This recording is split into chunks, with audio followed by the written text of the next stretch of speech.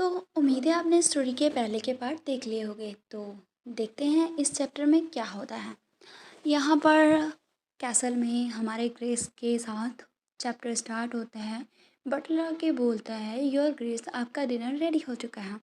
वो खाने लगता है और उससे बोलता है कि क्या ये टाइम हो चुका है ऑलरेडी डिनर का, क्योंकि उसे काम करते हुए पता नहीं चलता है।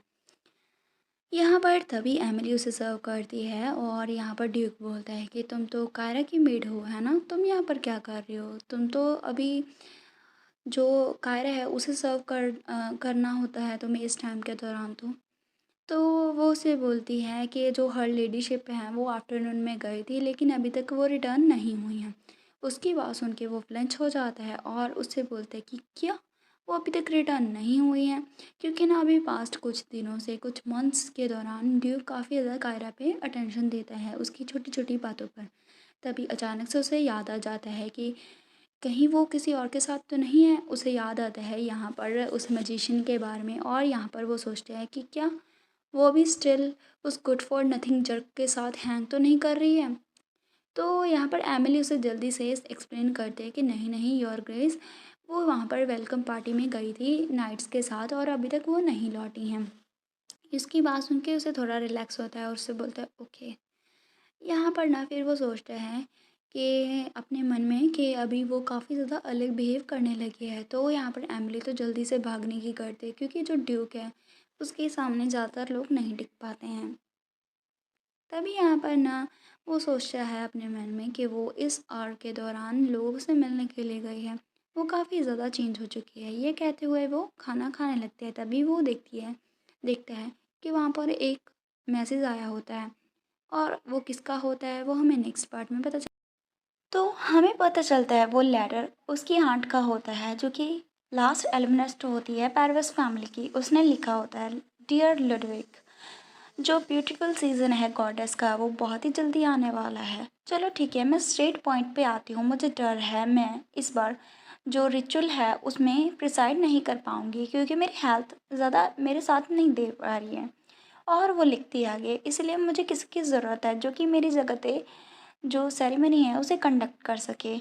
फ्रैंकली स्पीकिंग तो मेरे जो मन है वो कायरा के साथ है। अभी मैं चाहती हूँ कि कायरा उस जॉब को करे, क्योंकि मैं उसे बहुत ही अच्छे से जानती हूँ। हाउएवर जो टेम्पल है उसने कहा है कि वो ऐसे ही डिसाइड नहीं कर सकते हैं, वो दूसरी डॉटर्स को इग्नोर नहीं कर सकते हैं ड्यूक की। इसी वजह से मैं तुम्हारी ओपिनियन जानना चाहती हूँ। यहाँ पर मतलब साफ साफ है कि वो उससे जानना चाहती है कि अभी वो क्या करे। यहाँ पर ड्यूक सोच रहा है ये बहुत ही लॉन्ग ट्रेडिशन है ऐसे वर्शिप सेरेमनी को होल्ड करने का स्प्रिंग के दौरान। और जो इवेंट है वो टेंपल में होता है, और इसमें प्रीस्ट और एलमनिस्ट जो कि गॉडेस ने चूज़न किए हैं वो अटेंड करते हैं। और टेंपल ने रिक्वेस्ट की है किसी को ऐसे ही आने के लिए, क्योंकि जो आंट जोहना है वो सेरेमनी में नहीं आ सकती। इसका मतलब कि यहाँ पर उसके बिहाफ पे कोई भी और ऐसे ही नहीं जा सकता, क्योंकि यहाँ पर उसके बिहाफ पे ऐसे सेरेमनी करने का बहुत ही ज़्यादा सिंबॉलिक जो होता है सिग्निफिकेंस, इसी वजह से कोई भी ऐसे ही नहीं जा सकता। और हाँ, अगर वहाँ पर ना कुछ गड़बड़ हो जाती है, राइट्स के दौरान कुछ गलत हो जाता है, तो नो मैटर कि क्या रीज़न था, वो पर्सन कभी भी जो टेंपल है उसे अटेंड नहीं कर सकता अगेन। यहाँ पर ना वो बातें सोचता है, तभी अचानक अपना वो रखता है और सोचता है दोनों के बारे में, कायरा और कॉस्टी के बारे में। और सोचता है कि उन दोनों में से कोई एक। अभी वो काफ़ी ज़्यादा कश्मकश में पड़ जाता है। यहाँ पर हम देखते हैं वो थोड़ा सा सांस लेता है और उससे बोलता है, रॉबर्ट चलो इसे अभी इस डे को मतलब ख़त्म करते हैं, अभी का वर्क ख़त्म करते हैं। हम जो भी काम बचा है उसे टुमारो करेंगे। प्लीज़ अभी कारा और कॉस्टी को बोलो कि वो ऑफिस में आ जाए इस मॉर्निंग के दौरान। और वो लेटर उसे दे देता है। वो उसे यस बोलता है। यहाँ पर हम देखते हैं मीना यहाँ पर चोरी चोरी छिपके छिपके बातें सुन रही होती है। और यहाँ पर ना वो अभी यही खबर जा के जल्दी से कॉस्टी को दे देती है। और आपको पता है लास्ट 2 चैप्टर में कॉस्टी की इतना ज़्यादा अपीयरेंस नहीं हुई है। फाइनली वो फिर से अपीयर होने वाली है, मतलब कुछ ना कुछ गड़बड़ तो होने वाली है। वो जाके उसे बता देती है। कॉस्टी बोलती है अच्छा ठीक है। फिर वो पीछे मुड़ती है और उससे बोलती है थैंक यू मुझे बताने के लिए मीना। और यहाँ पर आगे वो बोलती है मीना कि और जो दूसरी दिन का जो प्लान था, फिर वो बोलती है वो फेल हो गया है ना। फिर वो उसे बोलती है, मीना तुम मेरे लिए बहुत ही ज़्यादा प्रीशियस पर्सन हो। वो उसे पकड़ती है और उसे बोलती है, जब मैंने तुम्हें और तुम्हारे भाई को ऐसे कोल्ड स्ट्रीट पे ट्रैवल करते हुए देखा तो मेरा दिल ही टूट गया और मैं खुद को मतलब ऐसे ब्रिंग ही नहीं कर पाई तुम्हें छोड़ने के लिए। ऑल्थो मैं तुम्हारे ब्रदर को यहाँ पर नहीं लेकर आ पाई क्योंकि मेरी इतनी ज़्यादा पावर नहीं है, लेकिन एट द वेरी लीस्ट मैं यहाँ पर नहीं चाहती हूँ कि तुम्हें फिर से स्ट्रीट पे फेंका जाए। और मतलब वो मैनिपुलेट करती है उस लड़की को। वो उसे बोलती है, अगर तुम मेरी हेल्प करोगे मेरी पोजीशन को स्ट्रेंथन करने में इस हाउस में, तो मैं डेफिनेटली तुम्हारे भाई की भी केयर कर पाऊँगी। और यहाँ पर ना वो ऐसे क्लेंच करती है और उससे बोलती है, यस योर लेडीशिप। और वो पूरी डिटरमाइन हो जाती है, बोलती है मैं आपकी पूरी हेल्प करूँगी। यहाँ पर ना वो उसे बोलती है कि कोई फ़र्क नहीं पड़ता कि क्या हो जाए। और अपने मन में सोचते हैं, मैं डेफ़िनेटली वहाँ पर वापस नहीं जाना चाहती हूँ। हम देखते हैं वो जो लड़की है वो इविली स्माइल करती है और उससे बोलती है वेरी वेल। और यहाँ पर वो उसे बोलती है, तो ठीक है तुम अपने टेम्पल में बहुत ही अच्छे से जॉब करना, मतलब वो टेम्पल में कुछ ना कुछ गड़बड़ तो करने ही वाली है। यहाँ पर हमारा सीन कट होता है। तो स्टार्ट करते हैं नेक्स्ट चैप्टर में। हमारी कार विंडो के बाहर देखती है और सोचती है कि क्या कुछ हुआ था लास्ट नाइट पार्टी के दौरान। मुझे लगता है कि मेरे और जोसेफ के बीच में कुछ हुआ था, पर मुझे कुछ याद नहीं है। और यहाँ पर ना फिर उसके वो जा रही होती है ड्यूक के बाहर, क्योंकि ड्यूक ने उसे इनवाइट किया होता है दोनों बेटियों को अपनी, क्योंकि उसे कुछ डिस्कस करना होता है।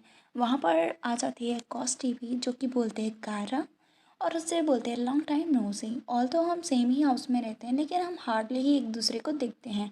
और अपने मन में सोचती है, क्या तुम इंटेंशनली मुझे इग्नोर कर रही हो। और यहाँ पर वो उससे बोलती है, मुझे पता है लेकिन बहुत ज़्यादा वर्क है, मुझे डील करना पड़ता है, मुझे इधर से उधर प्लेस में जाना पड़ता है, तो अभी इसीलिए मैंने तुम्हें नहीं देखा है। और वो सोचती है कि तुम पहले एक रूम में छिपके बैठी हुई थी, तो तुम मुझे क्यों ब्लेम कर रही हो। वो उसे बोलती है कि मे बी हमने एक दूसरे को बहुत ज़्यादा ही मिस किया था, क्या तुम भी यहाँ पर टेम्पल का मैटर डिस्कस करने के लिए आई हो।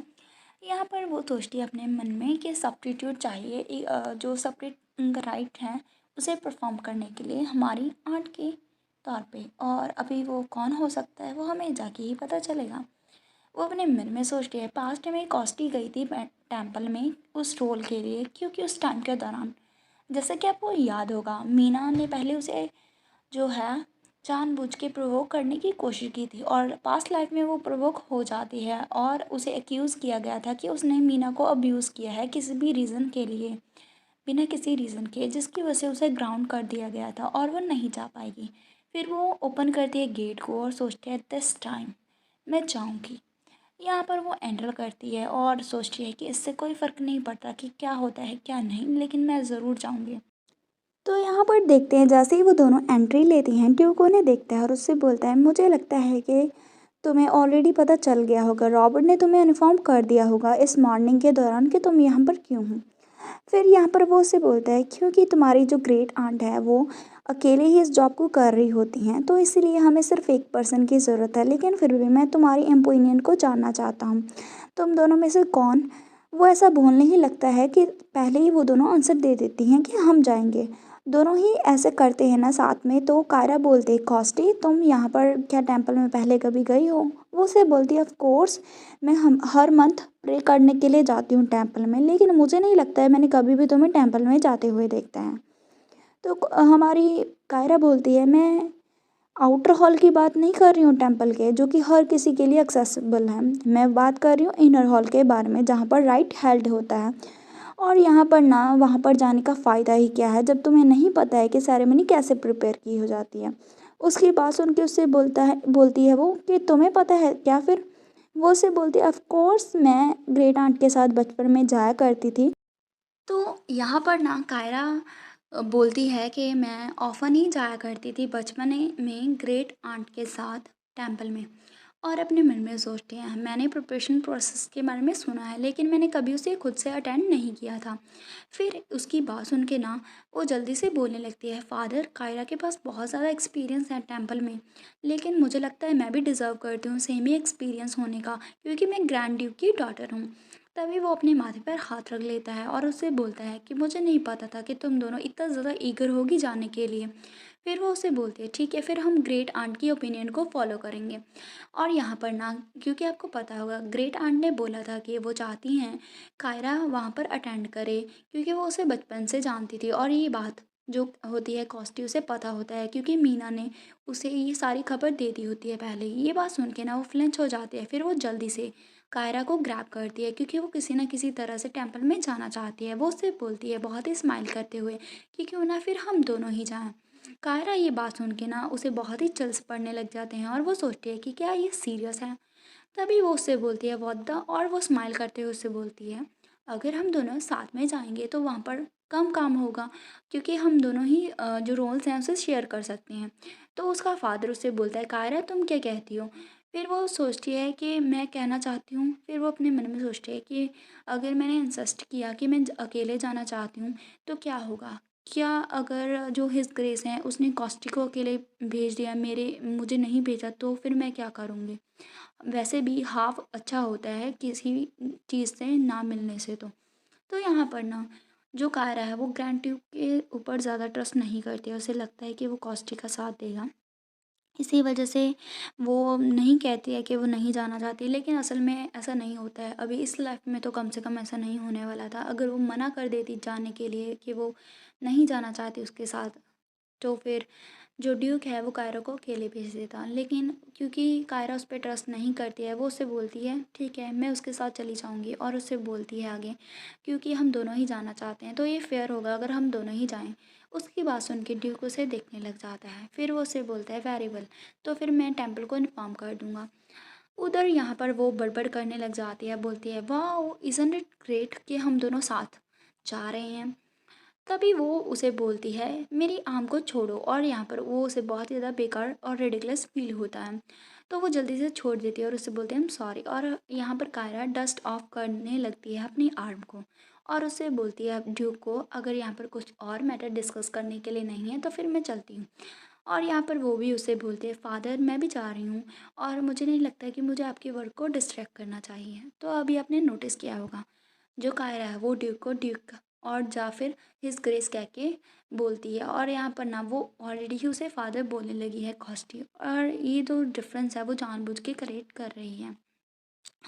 हम देखते हैं जैसे वो चले जाते हैं ड्यूक वहाँ पर अकेले होते हैं और सोचता है, मम्बल करने लग जाता है कि मुझे श्योर नहीं है क्या ये राइट डिसीजन था।